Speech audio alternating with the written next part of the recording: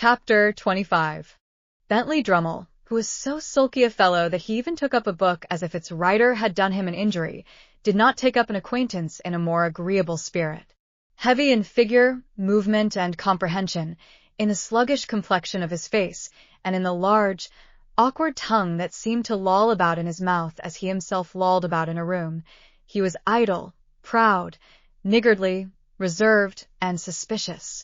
He came of rich people down in Somersetshire, who had nursed this combination of qualities until they made the discovery that it was just of age and a blockhead. Thus, Bentley Drummle had come to Mr. Pocket when he was a head taller than that gentleman, and half a dozen heads thicker than most gentlemen. Startop had been spoilt by a weak mother and kept at home when he ought to have been at school, but he was devotedly attached to her and admired her beyond measure. He had a woman's delicacy of feature and was, as you may see, though you never saw her, said Herbert to me, exactly like his mother. It was but natural that I should take to him much more kindly than to Drummle, and that, even in the earliest evenings of our boating, he and I should pull homeward abreast of one another, conversing from boat to boat, while Bentley Drummle came up in our wake alone, under the overhanging banks and among the rushes. He would always creep inshore like some uncomfortable amphibious creature, even when the tide would have sent him fast upon his way, and I always think of him as coming after us in the dark or by the backwater, when our own two boats were breaking the sunset or the moonlight in midstream. Herbert was my intimate companion and friend. I presented him with a half-share in my boat, which was the occasion of his often coming down to Hammersmith, and my possession of a half-share in his chambers often took me up to London. We used to walk between the two places at all hours.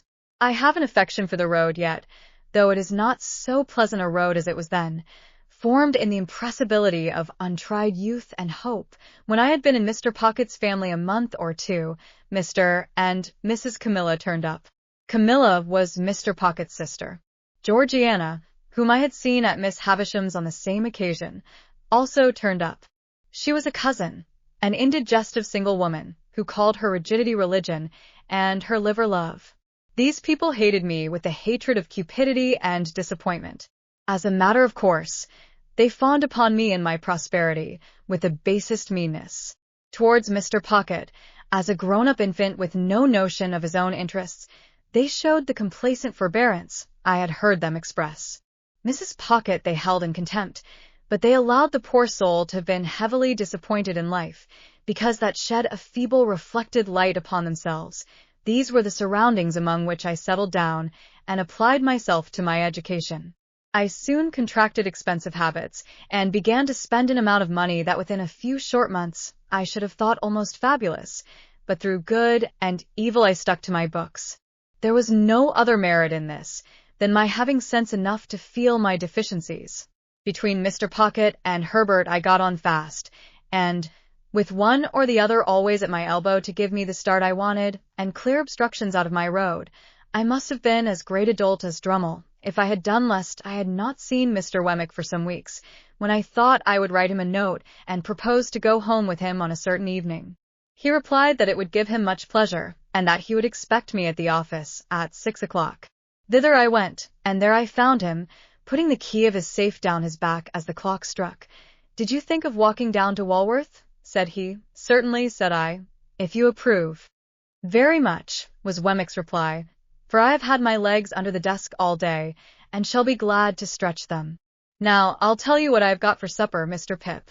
I have got a stewed steak, which is of home preparation, and a cold roast fowl, which is from the cook's shop. I think it's tender, because the master of the shop was a juryman in some cases of ours the other day, and we let him down easy. I reminded him of it when I bought the fowl, and I said, 'Pick us out a good one, Old Briton, because if we had chosen to keep you in the box another day or two, we could easily have done it.' He said to that, 'Let me make you a present of the best fowl in the shop.' I let him, of course. As far as it goes, it's property and portable. You don't object to an aged parent, I hope." I really thought he was still speaking of the fowl until he added, "Because I've got an aged parent at my place." I then said what politeness required. "So, you haven't dined with Mr. Jaggers yet?" he pursued as we walked along. "Not yet." He told me so this afternoon when he heard you were coming. I expect you'll have an invitation tomorrow. He's going to ask your pals, too. 3 of them, ain't there? Although I was not in the habit of counting Drummle as one of my intimate associates, I answered, yes. Well, he's going to ask the whole gang. I hardly felt complimented by the word, and whatever he gives you, he'll give you good. Don't look forward to variety, but you'll have excellence. And there's another rum thing in his house, proceeded Wemmick after a moment's pause, as if the remark followed on the housekeeper understood. He never lets a door or window be fastened at night. Is he never robbed? That's it, returned Wemmick. He says, and gives it out publicly, I want to see the man who'll rob me. Lord bless you, I have heard him 100 times, if I have heard him once, say to regular cracksmen in our front office, you know where I live. Now, no bolt is ever drawn there. Why don't you do a stroke of business with me? Come, can I tempt you? Not a man of them, sir, would be bold enough to try it on, for love or money. They dread him so much, said I. Dread him, said Wemmick. I believe you they dread him. Not but what he's artful, even in his defiance of them. No silver, sir. Britannia metal, every spoon. So they wouldn't have much, I observed, even if they, but he would have much, said Wemmick, cutting me short, and they know it. He'd have their lives, and the lives of scores of He'd have all he could get. And it's impossible to say what he couldn't get, if he gave his mind to it. I was falling into meditation on my guardian's greatness, when Wemmick remarked, as to the absence of plate, that's only his natural depth, you know. A river's its natural depth, and he's his natural depth. Look at his watch chain. That's real enough. It's very massive, said I. Massive, repeated Wemmick. I think so. And his watch is a gold repeater, and worth £100 if it's worth a penny. Mr. Pip, there are about 700 thieves in this town who know all about that watch. There's not a man, a woman, or a child among them who wouldn't identify the smallest link in that chain and drop it as if it was red hot, if inveigled into touching it. At first with such discourse, and afterwards with conversation of a more general nature, did Mr. Wemmick and I beguile the time and the road, until he gave me to understand that we had arrived in the district of Walworth. It appeared to be a collection of back lanes, ditches, and little gardens, and to present the aspect of a rather dull retirement. Wemmick's house was a little wooden cottage in the midst of plots of garden, and the top of it was cut out and painted like a battery mounted with guns. My own doing, said Wemmick. Looks pretty, don't it? I highly commended it. I think it was the smallest house I ever saw, with the queerest Gothic windows, by far the greater part of them sham, and a Gothic door almost too small to get in at. That's a real flagstaff, you see, said Wemmick, and on Sundays I run up a real flag. Then look here. After I have crossed this bridge, I hoist it up so, and cut off the communication. The bridge was a plank, and it crossed a chasm about 4 feet wide and 2 deep. But it was very pleasant to see the pride with which he hoisted it up and made it fast, smiling as he did so, with a relish and not merely mechanically. At 9 o'clock every night, Greenwich time, said Wemmick, the gun fires. There he is, you see, and when you hear him go, I think you'll say he's a stinger. The piece of ordnance referred to was mounted in a separate fortress, constructed of lattice work. It was protected from the weather by an ingenious little tarpaulin contrivance in the nature of an umbrella. Then, at the back, said Wemmick, out of sight, so as not to impede the idea of fortifications, for it's a principle with me. If you have an idea, carry it out and keep it up. I don't know whether that's your opinion. I said decidedly. At the back, there's a pig, and there are fowls and rabbits. Then, I knock together my own little frame, you see, and grow cucumbers, and you'll judge. At supper, what sort of a salad I can raise. So, sir, said Wemmick, smiling again, but seriously too, as he shook his head, if you can suppose the little place besieged, it would hold out a devil of a time in point of provisions. Then, he conducted me to a bower about a dozen yards off, but which was approached by such ingenious twists of path that it took quite a long time to get at, and in this retreat our glasses were already set forth. Our punch was cooling in an ornamental lake. on whose margin the bower was raised. This piece of water, with an island in the middle which might have been the salad for supper, was of a circular form, and he had constructed a fountain in it, which, when you set a little mill going and took a cork out of a pipe, played to that powerful extent that it made the back of your hand quite wet. I am my own engineer, and my own carpenter, and my own plumber, and my own gardener, and my own jack of all trades, said Wemmick, in acknowledging my compliments. Well, it's a good thing, you know. It brushes the Newgate cobwebs away, and pleases the aged. You wouldn't mind being at once introduced to the aged, would you? It wouldn't put you out? I expressed the readiness I felt, and we went into the castle.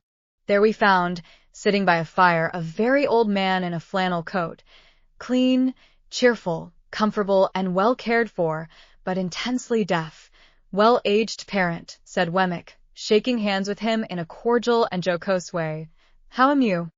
All right, John, all right, replied the old man. Here's Mr. Pip, aged parent, said Wemmick, and I wish you could hear his name. Nod away at him, Mr. Pip. That's what he likes. Nod away at him, if you please, like winking.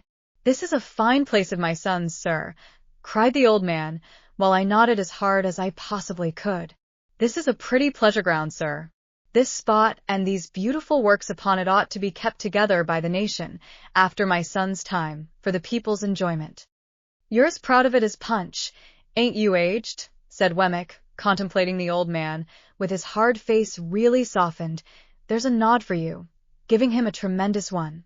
There's another for you, giving him a still more tremendous one. You like that, don't you? If you're not tired, Mr. Pip, though I know it's tiring to strangers, will you tip him one more? You can't think how it pleases him. I tipped him several more, and he was in great spirits. We left him bestirring himself to feed the fowls, and we sat down to our punch in the arbor, where Wemmick told me, as he smoked a pipe, that it had taken him a good many years to bring the property up to its present pitch of perfection. Is it your own, Mr. Wemmick? Oh, yes, said Wemmick. I've got hold of it, a bit at a time. It's a freehold, by George. Is it indeed? I hope Mr. Jaggers admires it. Never seen it, said Wemmick. Never heard of it. Never seen the aged. Never heard of him. No, the office is one thing, and private life is another. When I go into the office, I leave the castle behind me, and when I come into the castle, I leave the office behind me. If it's not in any way disagreeable to you, you'll oblige me by doing the same. I don't wish it professionally spoken about. Of course, I felt my good faith involved in the observance of his request. The punch being very nice, we sat there drinking it and talking until it was almost 9 o'clock. Getting near gunfire, said Wemmick then, as he laid down his pipe. It's the aged's treat. Proceeding into the castle again, we found the aged heating the poker, with expectant eyes, as a preliminary to the performance of this great nightly ceremony. Wemmick stood with his watch in his hand until the moment was come for him to take the red-hot poker from the aged and repair to the battery. He took it and went out, and presently the stinger went off with a bang that shook the crazy little box of a cottage as if it must fall to pieces, and made every glass and teacup in it ring. Upon this the aged, who I believe would have been blown out of his armchair but for holding on by the elbows, cried out exultingly, "He's fired!" I heard him, and I nodded at the old gentleman until it is no figure of speech to declare that I absolutely could not see him. The interval between that time and supper Wemmick devoted to showing me his collection of curiosities.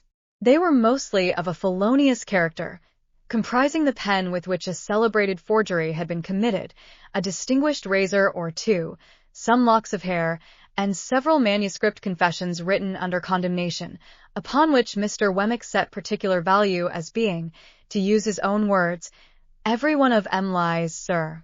These were agreeably dispersed among small specimens of china and glass, various neat trifles made by the proprietor of the museum, and some tobacco stoppers carved by the aged. They were all displayed in that chamber of the castle into which I had been first inducted, and which served, not only as the general sitting-room but as the kitchen too, if I might judge from a saucepan on the hob, and a brazen bijou over the fireplace designed for the suspension of a roasting-jack. There was a neat little girl in attendance, who looked after the aged in the day. When she had laid the supper-cloth, the bridge was lowered to give her means of egress, and she withdrew for the night.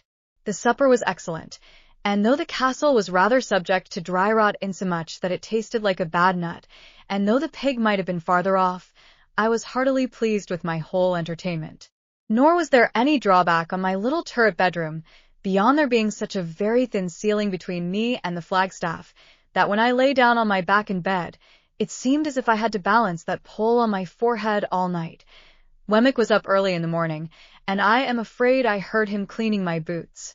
After that, he fell to gardening, and I saw him from my Gothic window pretending to employ the aged, and nodding at him in a most devoted manner. Our breakfast was as good as the supper, and at 8:30 precisely we started for Little Britain. By degrees, Wemmick got drier and harder as we went along, and his mouth tightened into a post-office again. At last, when we got to his place of business, and he pulled out his key from his coat collar, he looked as unconscious of his Walworth property as if the castle and the drawbridge and the arbor and the lake and the fountain and the aged had all been blown into space together by the last discharge of the stinger.